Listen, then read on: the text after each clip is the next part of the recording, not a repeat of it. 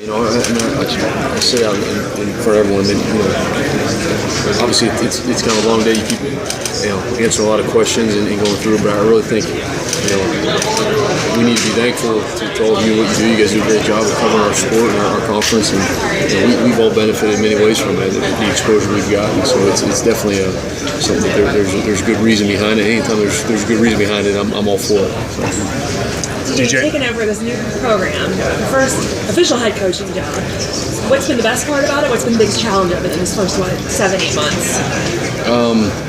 One and the same. The best part is the challenge of it. I think I'm just kind of wired that way. I like being busy and going and things happening. I think it's good when you wake up in the morning and you have a list of things you feel like you need to do and have a purpose, and so those lists have just gotten a little longer now. Being a head coach, there's a lot more to it, but I've enjoyed it. I've got great people around me in terms of our coaching staff, our administration. Players have really bought in well, and so it hasn't been anything uphill battle or negative or whatever. And we have our work to do, and we got to keep improving, but it's been enjoyable. What are those lists look like? Give me a list for last Tuesday. Last Tuesday we were still on a little break to give the guys some time off. So the list was shorter last Tuesday. It was just I don't know. I mean, that's one of the fun part about it. I mean, every day is different. There's not 2 days the same. It really is. I mean, as you get in the season, you get more routine, and kind of like every Tuesday is similar, every Wednesday is similar, but it's all the things that you don't expect to come at you when you wake up in a day. And as a head coach, all those things come across your desk. It's something with support staff in the training room and equipment and video with the team, with the coaching staff, and you're helping solve those problems and make decisions and keep the boat going in the right direction. You hired a couple former head coaches to your staff and first-time head coach. Why did you do that? Obviously there's a couple different schools of thought in the same league. Chris Ash hired a bunch former head coaches, a bunch of guys he was familiar with. What went into your hiring process?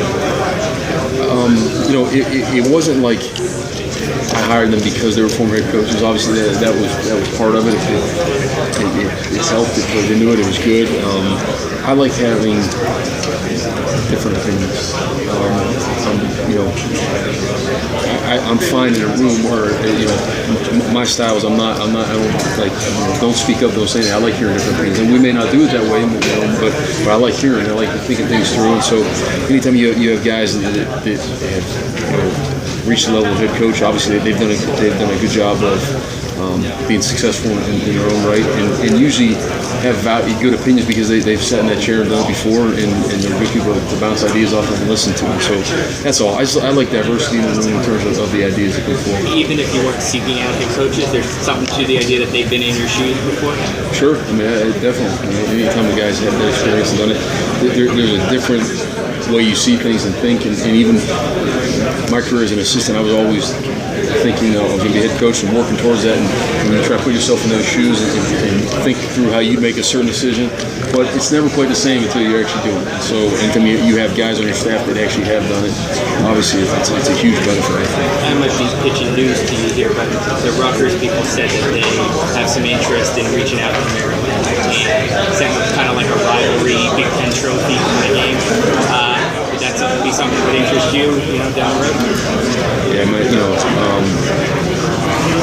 the great part about the conference we play is all those games matter, and they all matter a lot. There's a lot of the line, so we'll keep preparing that way. And Rutgers is in our conference, in our division. That's a game that we need to win year in and year out, and obviously I'm sure they feel the same way. And so I think it's good when a lot of this stuff is for fans and for the people that are around the game, and it's not going to change our preparation at all or anything we do. Thanks. What's it like recruiting in the Big Ten East as a head coach now, and what did you take from your time at Michigan that helps you at Maryland? The biggest difference recruiting as a head coach, it's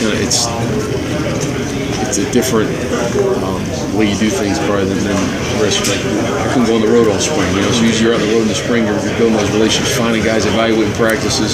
Was not able to do that.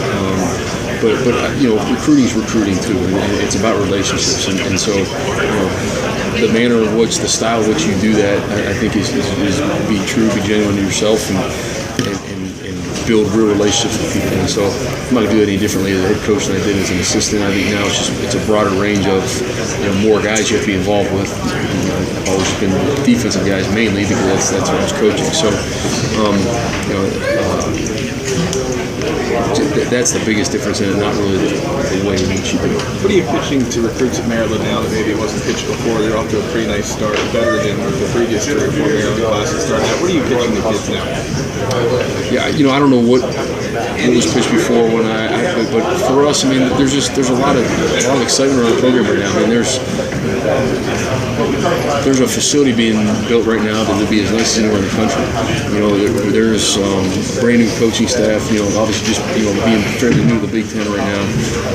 Just kind of new life, a new way of doing things in and around our team. I think our players are very excited about stuff, so they're conveying that message to guys when they come visit.